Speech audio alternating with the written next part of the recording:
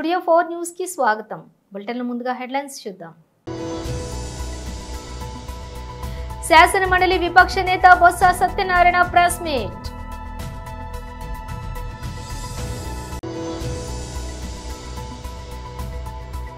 Bird flu గురించి ఆందోళన వద్దు మినిస్టర్ అచ్చెన్నాయుడు.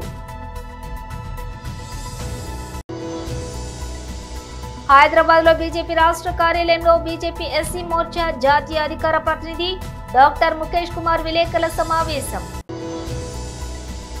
తెలంగాణ భవన్ లో బీఆర్ఎస్ నేతల ప్రెస్ మీట్.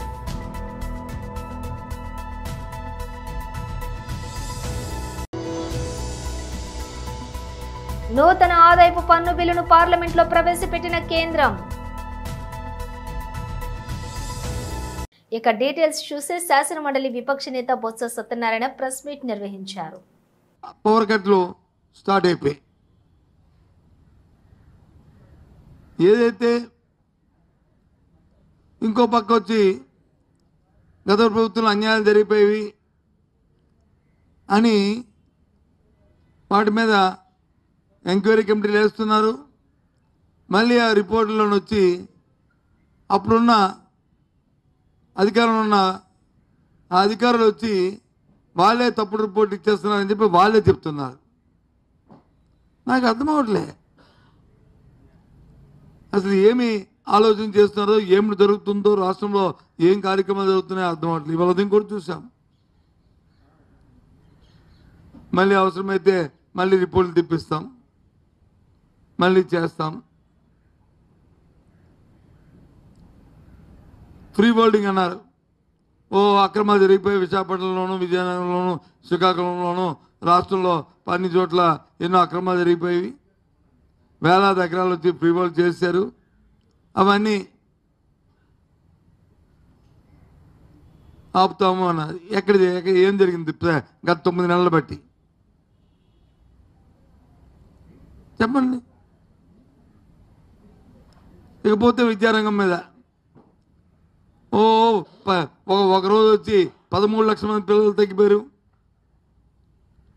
ఒకరోజు వచ్చి 5 లక్షల మంది తగ్గిపోయారు, ఒకరోజు వచ్చి స్కూళ్ళు మూసేశారు అని చెప్పారు.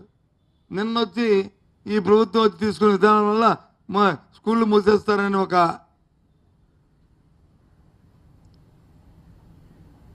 తల్లిదండ్రుల నుంచి అలాగే అధ్యాపకుల నుంచి రాగానే ఒక స్కూల్ కూడా ముయ్యమని తిరిగి వాళ్ళే స్టేట్మెంట్ ఇస్తున్నారు. గత ప్రభుత్వంలో ఈ రాష్ట్రంలో ఏ ఒక్క స్కూల్ అయినా మూసారు ఈ ఊర్లో అని చెప్పి ఓ ప్రకటించమండి, ఊరి పేర్లు ఇమ్మనండి. లే అది చెప్పే ధైర్యం చేయరు. ఎందుకంటే లేదు కాబట్టి. ప్రభుత్వం మారిన ప్రభుత్వాలు వాళ్ళ విధానాలు ఉంటాయి. ఇవాళ నీతి ఆయోగ్ చెప్పింది ఏదైతే ఇంగ్లీష్ మీడియంలో ఆ విద్యార్థులకి దాని మీద పట్టుతో ఉండబట్టే కాంపిటేటివ్ ఎగ్జామ్స్లో ఎక్కువగా ఎవరైతే పట్టుంటుందో ఇంగ్లీష్ విద్య మీద, ఇంగ్లీషు భాష మీద వాళ్ళకే సెలెక్ట్ అవుతుందని నీతి ఆయోగ్ చెప్పింది. ఆ దురదృష్టితోనే దాన్ని ప్రోత్సహించాం. సరే, ఈ ప్రభుత్వం తాలూకు నిర్ణయాలు రాబోయే కాలంలో ఆ తల్లిదండ్రులు వాళ్ళే తెలుసుకుంటారు ఈ పరిస్థితిని. నేను ఇప్పుడు మీ ద్వారా నేను ప్రశ్నిస్తుంది ప్రభుత్వాన్ని ఏంటంటే, ఏదైనా మీరు ఒక నిర్ణయం తీసుకున్నప్పుడు ఆ నిర్ణయం అమలు జరుగుతుందా లేదా, ఆ నిర్ణయానికి ఏమైనా ఒక టైం బౌండ్ ఉందా లేదా, ఒక కార్యక్రమం ఉందా లేదా. మాకు ఎందుకంటే ప్రజల తరపున మేము మాట్లాడుతుంది, మీ పరిపాలనలో మీ విధానాలు ఎలాగుంటే మాకు సంబంధం లే. బర్డ్ ఫ్లూ గురించి ఆందోళన వద్దు అని మినిస్టర్ అచ్చెన్నాయుడు అన్నారు.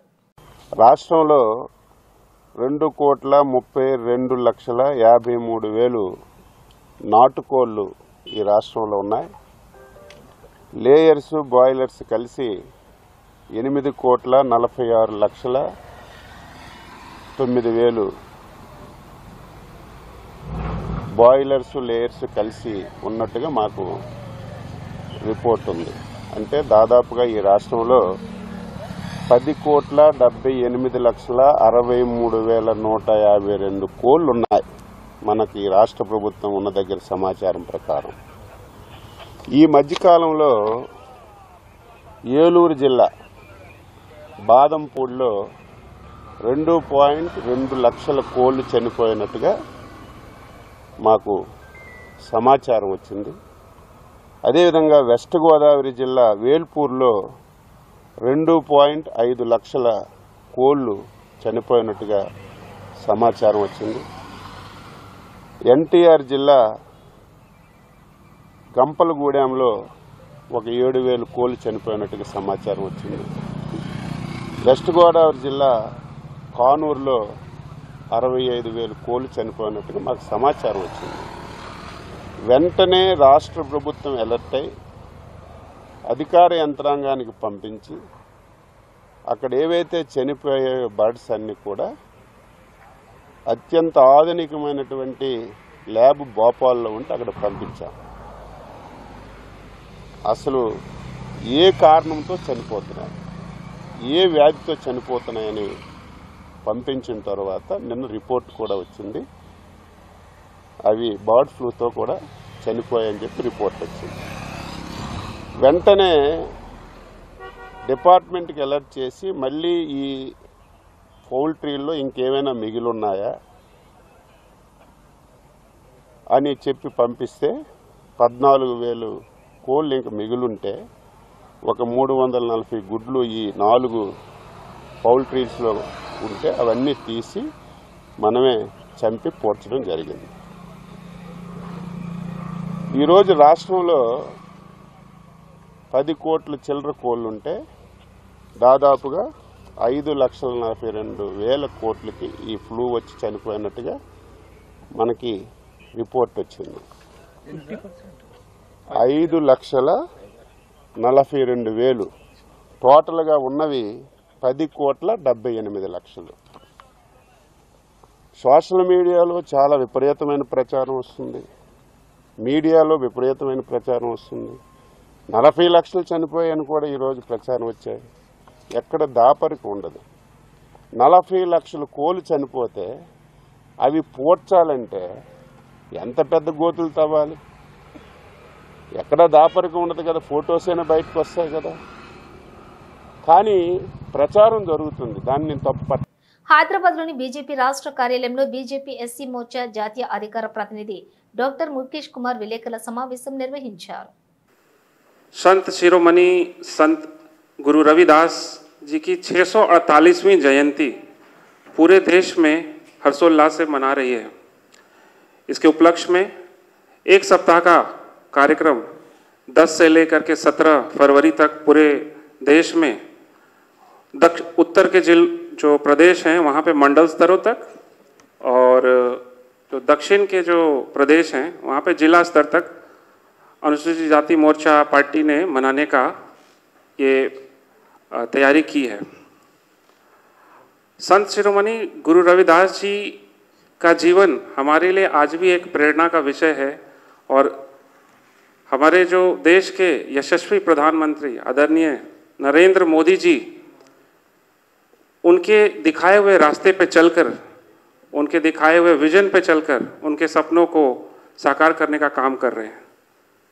जब भी हमारे देश में आक्रांताओं ने हमारे यहाँ जो अशांति फैलाई है, तब तब इस देश में किसी न किसी संत, किसी महापुरुष का जन्म हुआ है।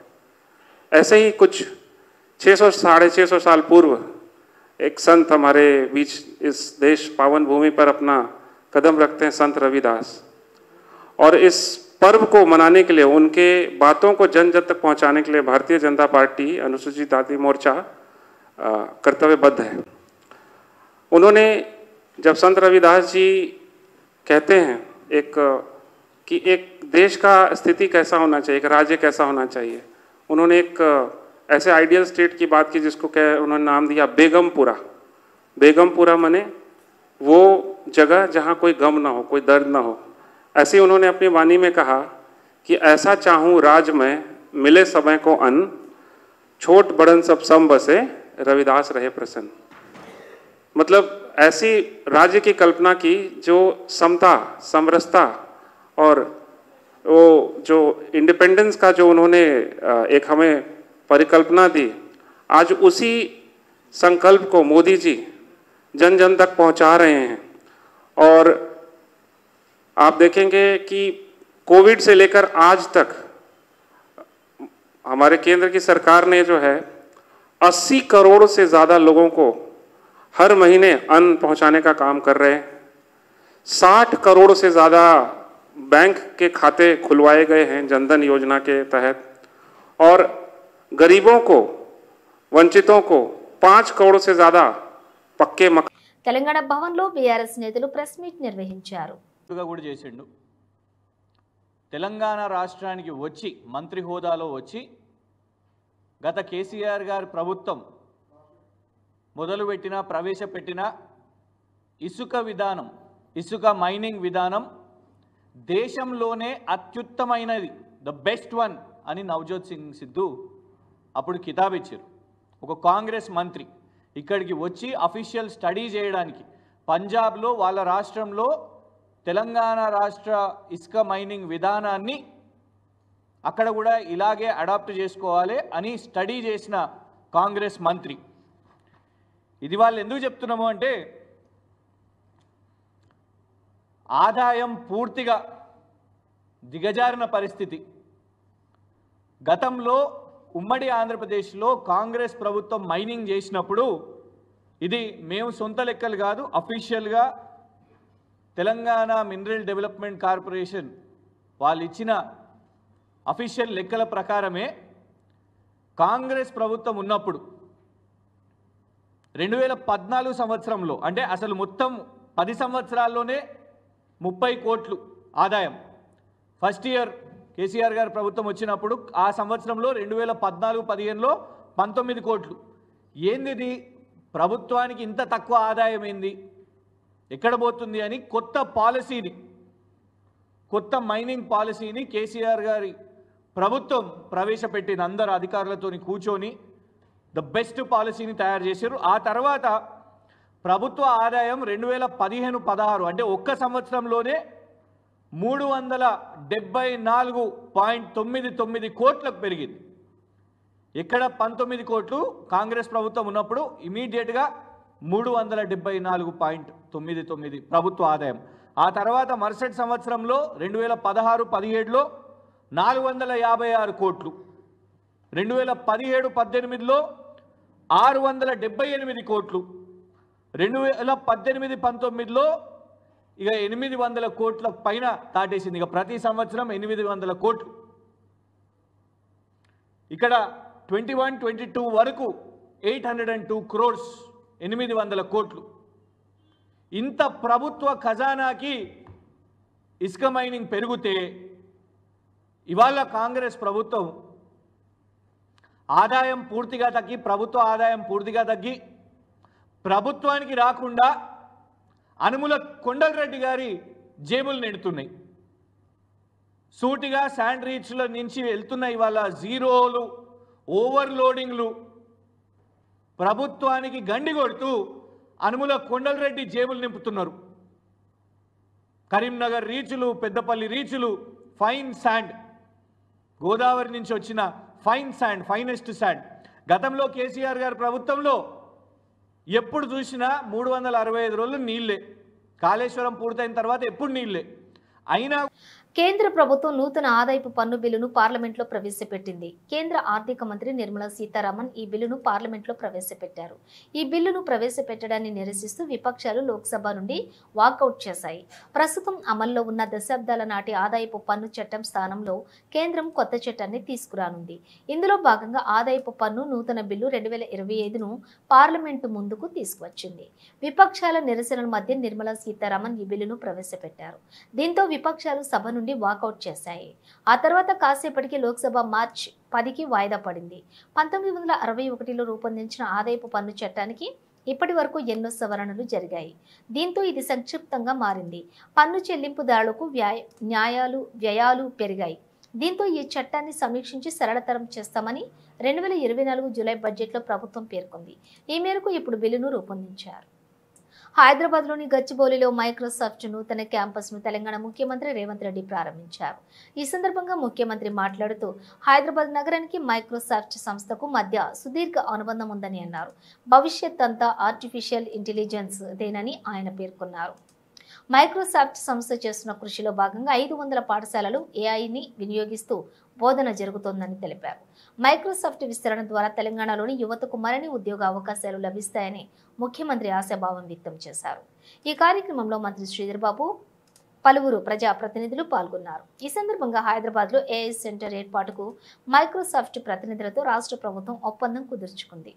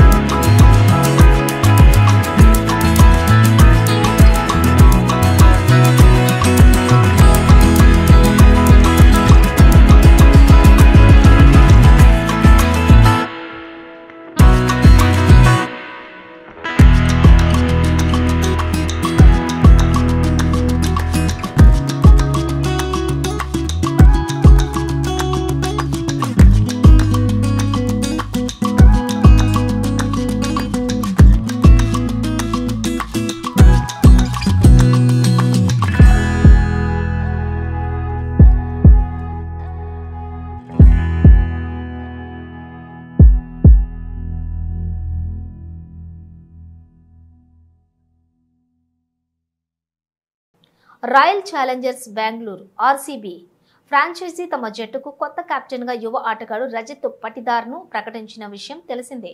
గత సీజన్ వరకు సారథిగా ఉన్న దక్షిణాఫ్రికా star player staff du Plessis స్థానంలో యంగ్ ప్లేయర్కు సారథ్య బాధ్యతలు అప్పగించింది. కాగా ఆర్సీబీ పగ్గాలు తిరిగి విరాట్ కోహ్లీ చేపడతాడని ఇటీవల జోరుగా ప్రచారం జరిగింది. కానీ అతడు కెప్టెన్సీపై ఆసక్తి చూపించకపోవడంతో యాజమాన్యం రజత్కు ఆ బాధ్యతలు అప్పగించింది. ఇక ఆర్సీబీకి కొత్త సారథిగా రజత్ పటిదార్ ఎంపిక కావడంపై ఆ జట్టు మాజీ captain Virat Kohli special video విడుదల చేశాడు.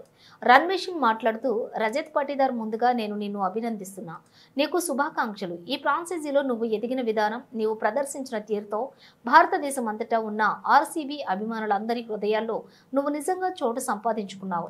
ఇకపై నీ ఆటను చూడటానికి వాళ్ళు ఎంతో ఉత్సాహంగా ఉంటారు. కెప్టెన్సీకి నువ్వు అన్ని విధాలుగా అర్హుడవు. నాతో పాటు జట్టు సభ్యులందరం నీ వెంటే ఉంటాం. మా అందరి మద్దతు నీకు ఉంటుంది అని కోహ్లీ చెప్పుకొచ్చారు.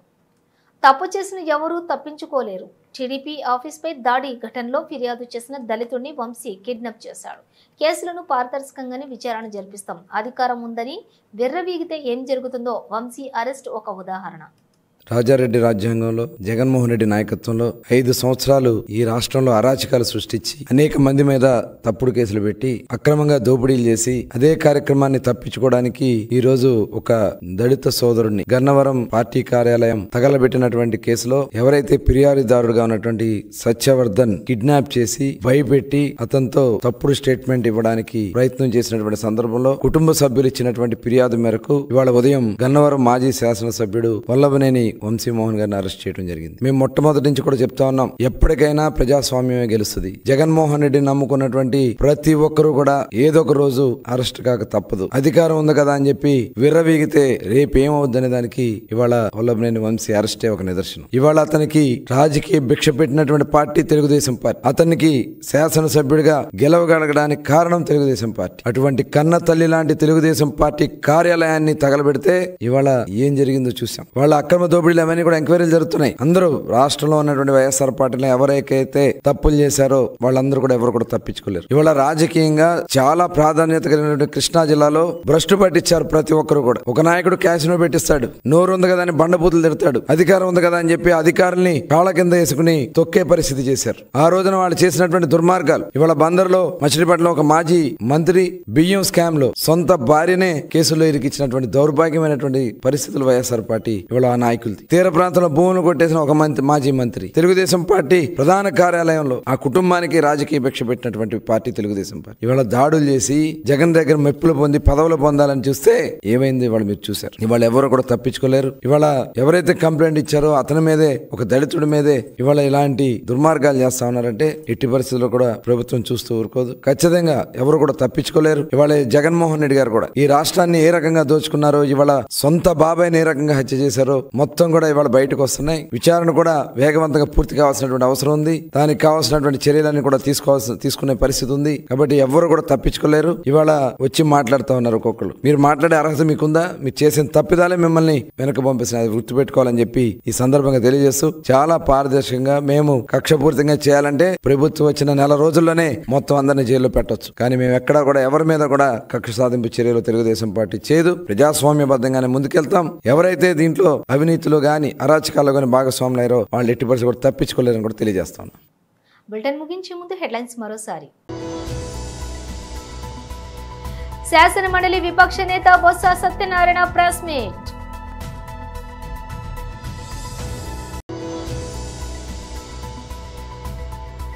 బర్డ్ ఫ్లూ గురించి ఆందోళన వద్దు, మినిస్టర్ అచ్చెన్నాయుడు. హైదరాబాద్ లో బీజేపీ రాష్ట్ర కార్యాలయంలో బీజేపీ ఎస్సీ మోర్చా జాతీయ అధికార ప్రతినిధి డాక్టర్ ముఖేష్ కుమార్ విలేకరుల సమావేశం.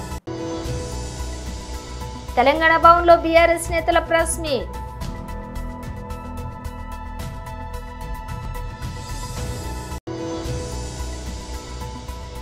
నూతన ఆదాయపు పన్ను బిల్లును పార్లమెంట్లో ప్రవేశపెట్టిన కేంద్రం.